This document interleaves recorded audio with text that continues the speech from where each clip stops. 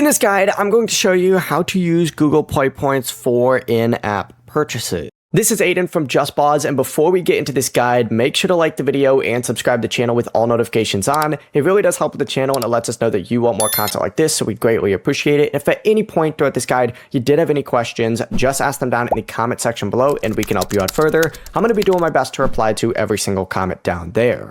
Begin by opening up the Google Play Store, and you need to tap your profile picture up in the top right corner and then select Play Points to get to this tab right here.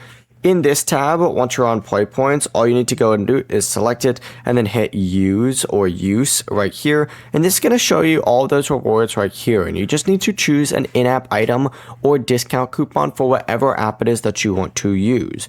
So for example, I could scroll through here and it looks like whatever this game is, 8-Ball Pool has a cool frame that we could go ahead and get. And it looks like a limited edition one as well. So you could select this, and this would be an in-app purchase as well. Just choose whatever app it is that you want. For an in-app item, you have to open up that app afterward, or the game afterward, find the redeemed item from within there. For a discount coupon, just start an eligible in-app purchase, and then the discount should apply automatically at checkout, but you also can sometimes manually apply it too.